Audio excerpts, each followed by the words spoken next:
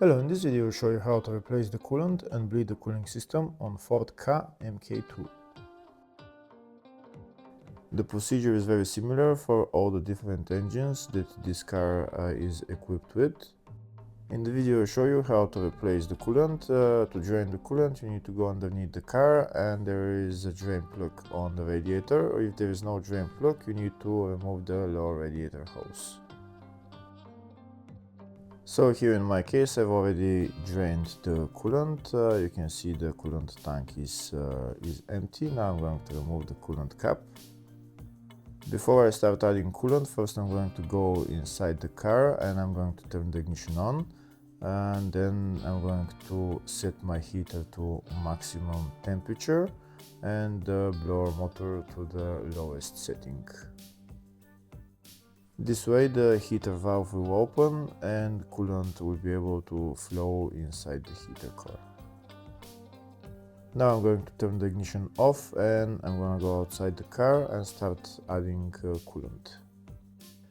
This car is using pink coolant. I'm going to start adding coolant until the coolant reaches maximum level on the coolant tank.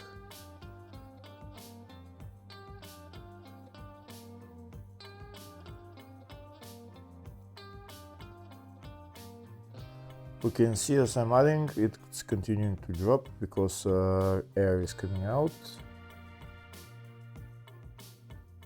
If the video is useful, please like and comment on the video and subscribe to the channel to see more videos like this.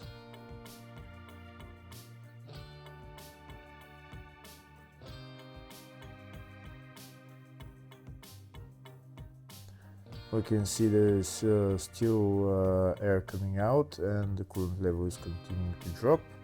We're going to wait a little bit and add some more coolant.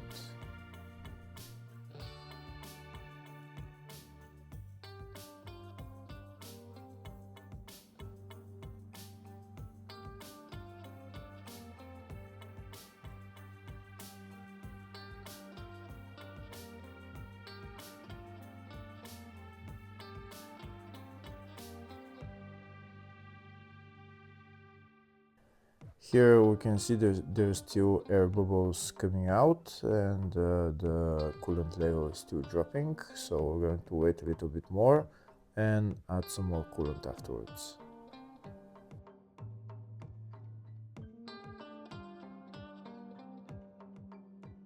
To help get the air out quicker, I'm going to start squeezing the lower and upper radiator hoses.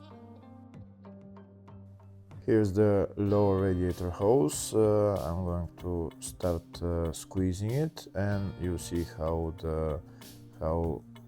there is going to be some air coming out and the coolant level will drop. Squeeze it like that for a while and you'll see how the coolant will start dropping. After the coolant level stops dropping while pressing the lower radiator hose, start pressing the upper radiator hose as well, and then add some more coolant afterwards.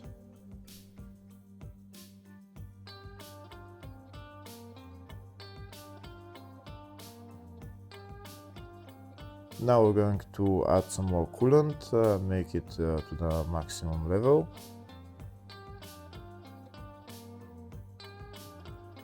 Now that coolant is to the maximum level, I'm going to remove the funnel. I'm not going to put on the coolant cap, I'm going to leave it out and I'm going to go inside the car and start the car.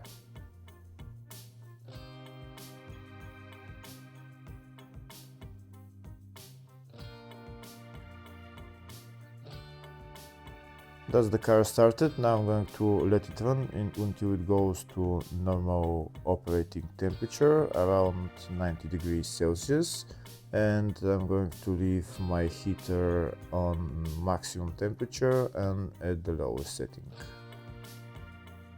I'm going to let the car run and I'm going to go outside the car and check the coolant level.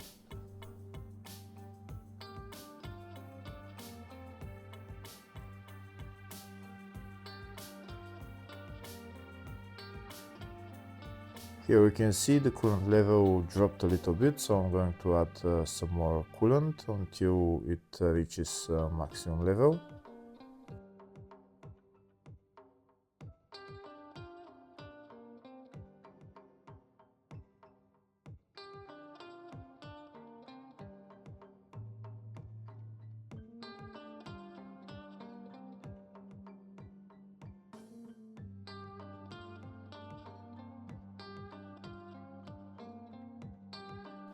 The coolant is at maximum level now, so now I'm going to let the car run until it reaches normal operating temperature. Once the car reaches normal operating temperature, the heating should start blowing hot air. We can see now it's at normal operating temperature. If it's not blowing hot air yet, maybe rev the car for at around 2000 RPM for a couple of minutes until it starts blowing hot air. When the heater starts blowing hot air, that means that the old air pockets are gone and the cooling system has been bled. We continue to press the accelerator pedal, keeping it at around 2500 RPM, and wait for the heater to start blowing hot air.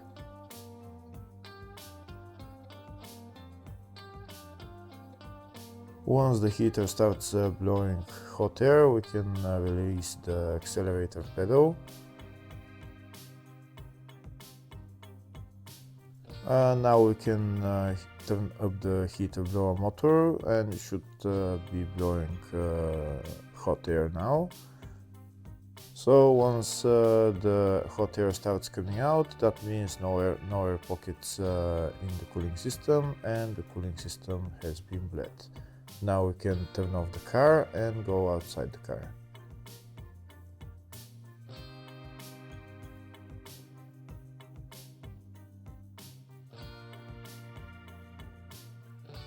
We're going to check the coolant level. We can see it's at maximum.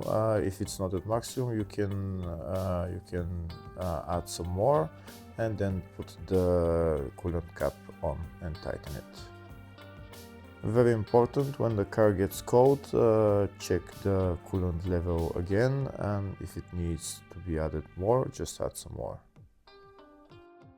Next, I'll show you the whole procedure in the service manual of the bleeding procedure for this car. Hopefully the video was helpful. Please like and comment on the video and subscribe to the channel. Thank you.